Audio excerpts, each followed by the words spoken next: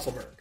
This podcast is all about small business in St. Petersburg, Florida, how the business owners got started, how they built their business, and how they serve our community.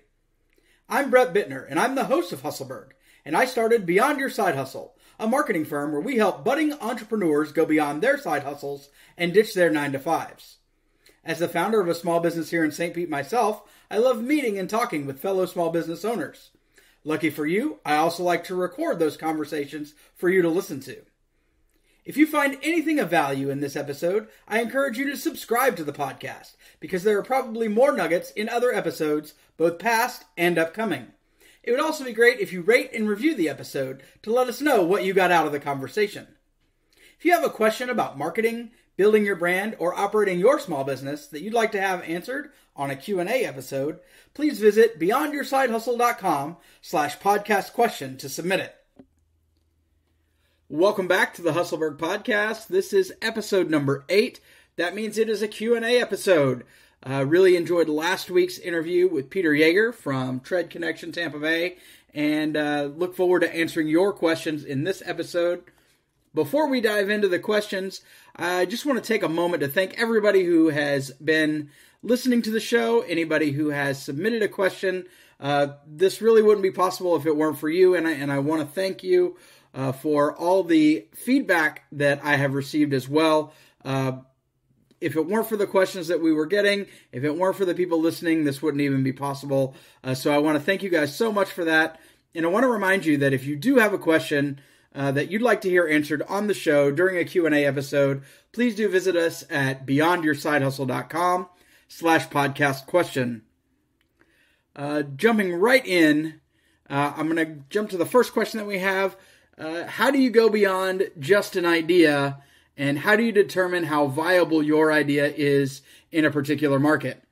Now, generally what we're talking about on this show for our budding entrepreneurs are those folks who have a 9-to-5. They're not particularly happy with it, but they have a passion. They have something that they're good at, and hopefully we're looking at the intersection of those things to begin.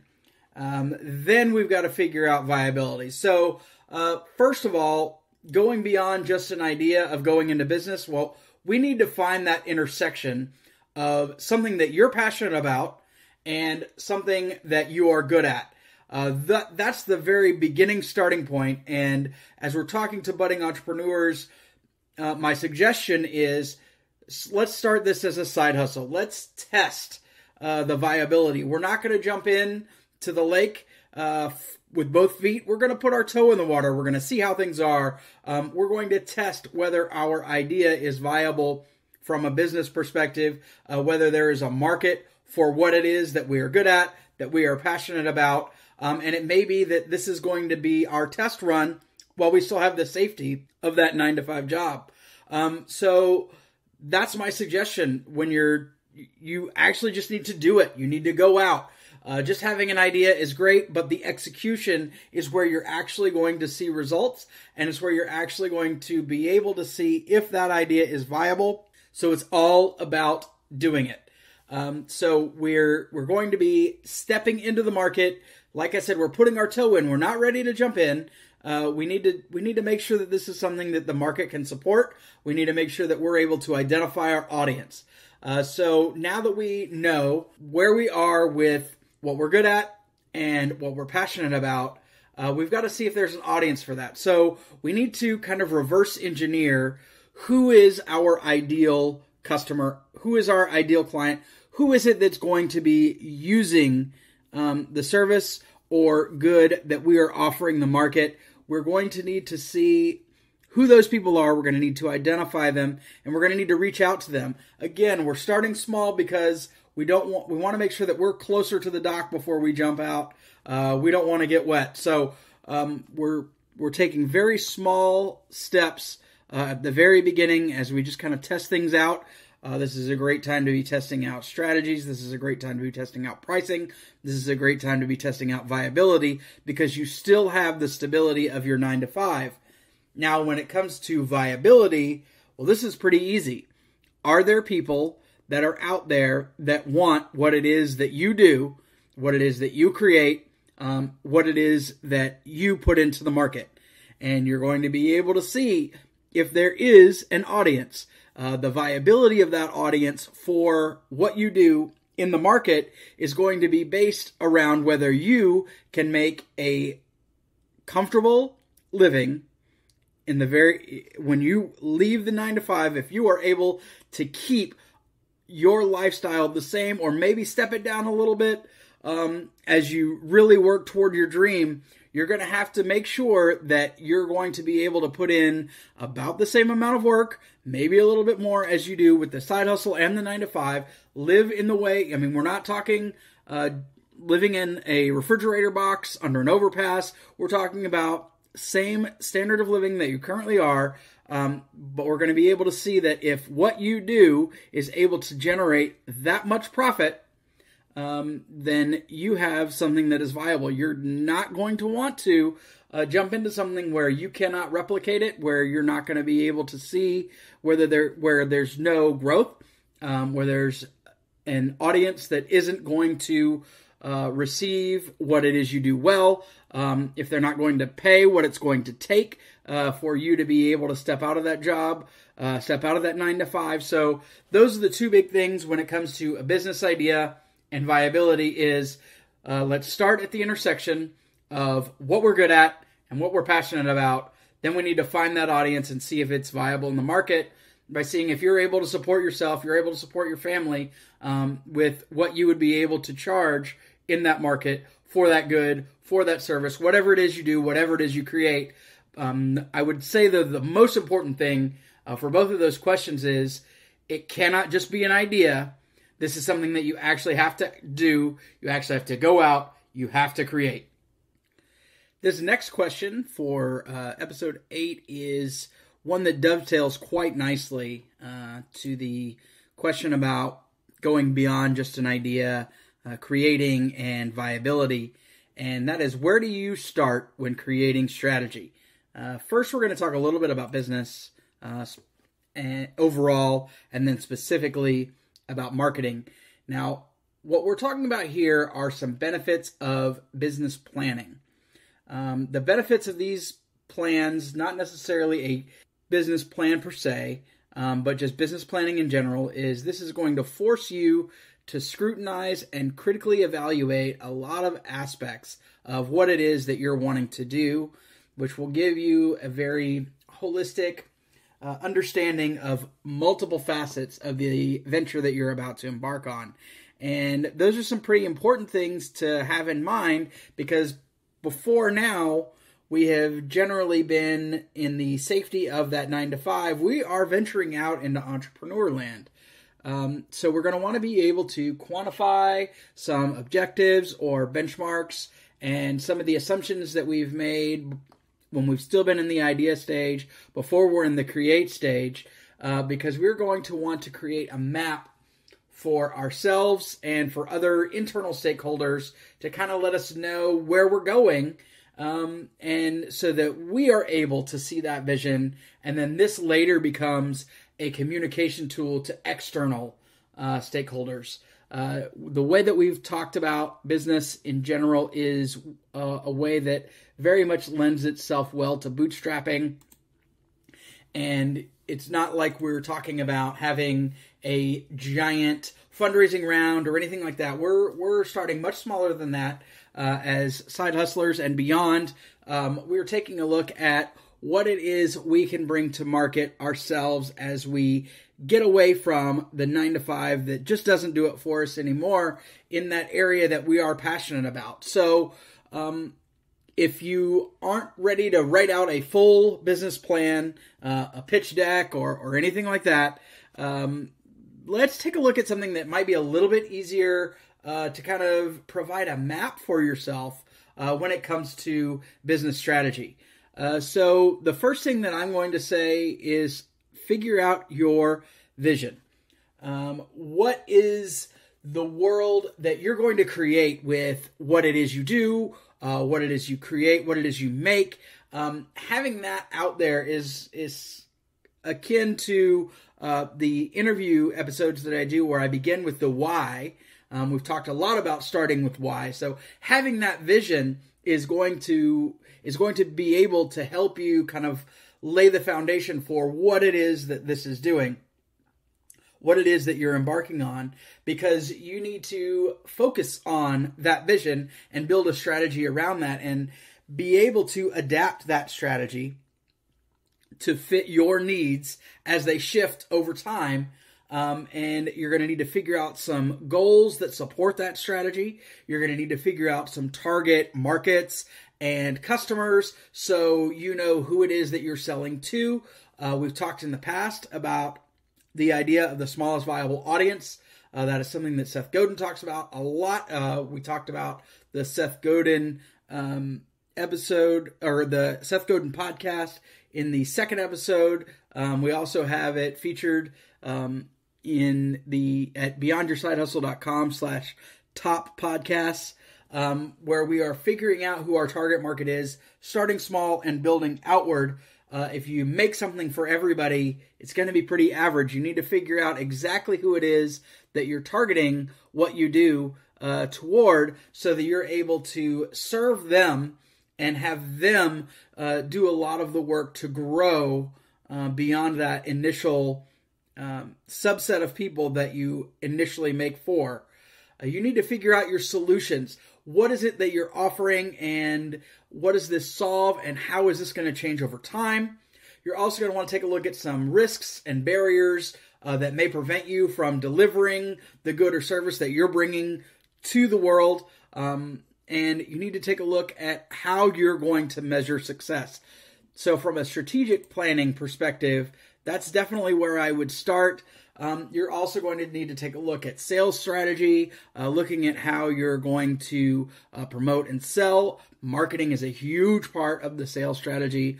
Looking at skills and experiences that might need to evolve and that are necessary for you to sell what it is that you do. And then you're also going to need to look at distribution and how you're going to make what it is you do available to your customer, and what channels and outlets you're going to utilize in order to get it there. And you have to determine the costs to deliver that and the relationships that you're going to need. So before we even get into the marketing aspect of things, the planning stage, the strategy plan stage, that is something that you're going to need to be thinking about all of those aspects before you really take a look at what it is you're putting out into the world. Now, specifically when it comes to marketing strategy, you're going to need to know who this customer is, who this client is that you're going to be serving, because you're going to need to be able to tell the story of how it is that what you do is going to help them, and how you are going to help them solve the problem, the internal struggle that they are feeling. You're going to need to be able to tell them the story of how what you do solves their issue. We talked a little bit previously about it not necessarily being the obvious external thing. It isn't your grass growing too tall in your yard that you're necessarily struggling to combat. It's the feeling of your neighbors kind of judging the fact that you have an unkempt yard and that maybe your grass is too tall. It doesn't match the uniformity of the neighborhood, and it's that internal feeling about your grass that you're actually solving when you provide landscaping services. So that's kind of the way you're going to want to look at what it is, what you do does for others. When it comes to specific tactical things, when it comes to marketing strategy, it's going to be what are the avenues that you can take that are going to support telling that story to show how you are able to help them solve their internal struggles. I like the ongoing story of a content marketing strategy where you talk about the things that you do. You talk about a couple of things that are very closely related to what you do, and then maybe something that's tangentially related and some personal interests, because it's not always about specifically what you do that people are buying. They're also buying into the idea of you. And in the branding episode, the Q&A, I believe that was episode number 6, we talked about what that means for you as you tell your story, and you're not going to be a one-dimensional brand, whether we're talking personal or business, that only talks about the one very specific thing that you do. You've got to show more facets and show that you are that you have personality.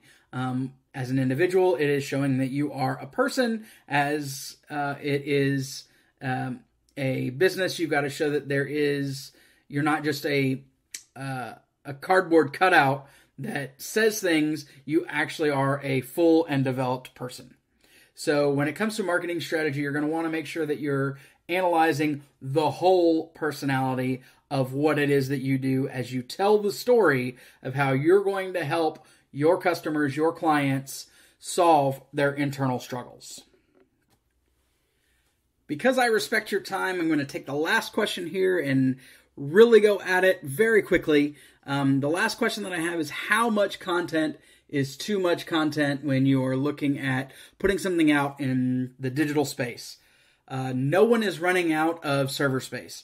So my very quick answer is, there's no such thing as too much content. And if you take a look at beyondyoursidehustle.com/too-much, you will actually see something that I've written on the subject about how there is no such thing as too much content. Your greatest fan is not going to be following you in absolutely every avenue, medium that you are putting out content. Not even your mom is going to get tired because they're not going to be able to follow all of the things that you're doing. They're not going to be reading the content that you're putting out in PDFs. They're not going to be reading the blog posts on your website. They're not going to be reading your Facebook posts. They're not going to be looking at all of your Instagram posts. They're not going to be reading what you're putting on LinkedIn, what you're writing for Medium. They're not going to be looking at the videos that you're putting out on YouTube. They're not going to be looking at TikTok. They're going to be looking at what is their preferred way of looking at what you do. And the other stuff is to help get your brand out to the people that would prefer to see your content that way. So you need to be thinking from a content strategy perspective of, how many ways can I use this content? How many ways can I repurpose? If you take a look at the Hustleburg podcast, in addition to having the podcast, there is a video that goes up on YouTube that gives people the ability to passively listen while having a tab open in their browser, whether they have headphones in or they're just having something play in the background. It also gives me an opportunity to produce written content as I take transcripts of the Q&A episodes, where I'm able to put these into blog posts. Those also go out on Medium. And I have the opportunity to take a lot of these different things, and I have some ideas for how I'm going to take them going forward, where I can even go even further. So the idea is to take what you do, figure out how you can slice it, dice it, and multiply the ways that you're putting it out into the world, putting it out on the internet, so that the people can consume what it is that you're putting out there in the way that they prefer. Because I guarantee you, there is no such thing as too much content. Not even your mom is going to be able to keep up with absolutely everything that you should be doing to brand yourself and to market what it is you bring to the world. I want to thank you guys again for listening to the Hustleburg podcast. I really do enjoy the Q&A episodes, especially. It gives me an opportunity to talk about some of the things that I'm very passionate about as I share with you and answer questions that you have. You've probably noticed that I'm helping to answer your internal struggle when it comes to marketing your business. So if you do have any questions, please do reach out to us at beyondyoursidehustle.com/podcast question. And if you know somebody who would be a great guest, you can also reach out to us at beyondyoursidehustle.com/podcast guest. Looking very much forward to next week's episode number 9, where we interview Amanda Grosenich from Fuse Therapy. She's actually very new on the scene here in St. Pete, as she is just moving beyond her side hustle. Thanks again, and I hope you have a wonderful week, and we'll see you again in episode number 9. Hey, you did it! You've just listened to Hustleburg. To thank you for listening, we have a free guide to help you get started marketing your business online, aptly named our Getting Started Guide, available at beyondyoursidehustle.com/gettheguide. See how to begin with the first 3 things you should be doing for your business. Speaking of businesses, if you're a small business owner in St. Pete and you'd like to be a guest on an episode of the podcast, please let us know at beyondyoursidehustle.com/podcastguest. If you got something of value from this episode, please take a moment to subscribe, rate, and review on your favorite podcast app. This is something small that you can do to help us shine the spotlight on all the great businesses St. Pete has to offer. The music in this episode is Defining Your Dreams by my friend Rhymer Educator. You can listen to his latest single, The Last One, on Spotify, iTunes, or wherever you listen to great music. Thanks so much for listening, and we look forward to sharing with you how we do business in the Burg.